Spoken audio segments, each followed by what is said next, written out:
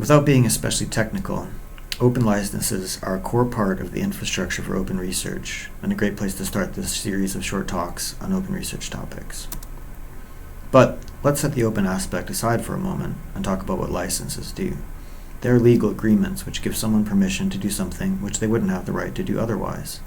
Think of a hunting, or a fishing, or driving license. A patent is not dissimilar. If you apply and get a patent, it gives you a temporary monopoly on aspects of use of your invention. However, unlike a driving license, a fishing license, or a patent, contemporary copyrights don't need to be applied for. They automatically come into force when a work that qualifies for protection is created. Licenses can be used by the rights holder in a work to allow another party to make limited use of the patent or to publish a copyrighted work. Some traditional alternatives to licenses are to transfer the copyright to a publisher entirely, possibly in exchange for royalty payments, or to sell a patent. And in any of those cases, you'll expect money to change hands. But against this backdrop, open licensing does something different. These licenses permit anyone to do certain things which would otherwise be an exclusive right. Depending on the preferences of authors and any publisher they're working with and the selected license, this could include copying the work without limitation, selling those copies, and sharing modified derivative works.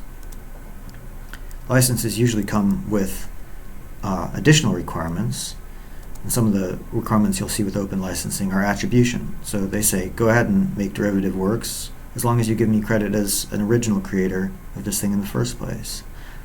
Another clause, which is different, is a viral clause that says, go ahead and make derivative works and share them around, but you need to use this license on those derivative works, so the same requirements will be imposed on any downstream users.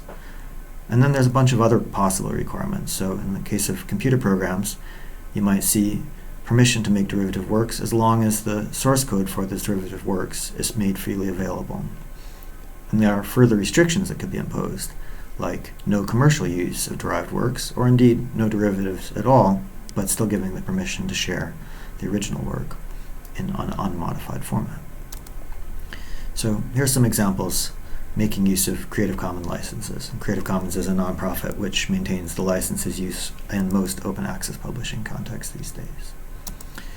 We could contrast the attribution or CC BY license, which is preferred by the NIHR open journals, to the attribution share-alike license used on Wikipedia.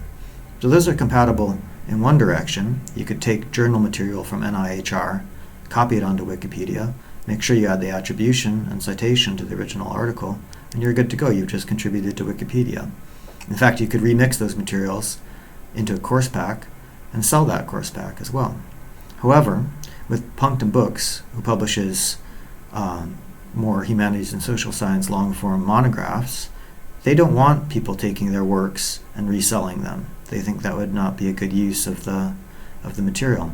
So you can't take material from their books and remix that on Wikipedia because Wikipedia allows commercial use of the contents there. So this is some examples of compatible and incompatible licenses, all within the Creative Commons suite. It's worth mentioning another example, CC0 copyright waiver, which actually isn't the license. What this is a transfer of copyright and any associated rights into the public domain. And it's used by, for example, the European Commission for raw data resulting from instrument readings, for bibliographic data, and other metadata. Anyway, the range of licensing options speaks to the fact that there's no one-size-fits-all answer. And if you're just getting started thinking about open licensing, you might want to go onto the Creative Commons website and use their license chooser, have a play around with that and see which licenses might suit your purpose. And you also can find there very clearly written summaries of all the licenses they provide. If you want to have a deeper dive into some of the topics associated with open licensing, here's a couple books which are themselves open access books published by MIT Press. In fact, the first one is called Open Access by Peter Suber. And this contains a point that I think should be an important take-home point from this talk, which is that contemporary open access goes beyond the price barrier. It knocks that down, and then it helps to remove permission barriers as well.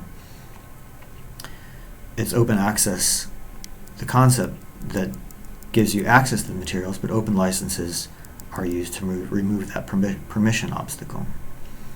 This other book, Open Knowledge Institutions, was written almost a decade later, and it deals with some issues which open licenses aren't so great at, such as ensuring some diversity characteristics in the people who are building on your work. And I'll come back to some of these themes in future talks. At Brooks, you can find key resources about open access and open licenses on the webpage. And if you have further specific questions, the library team will be happy to help you out. Email them at openaccess@brooks.ac.uk.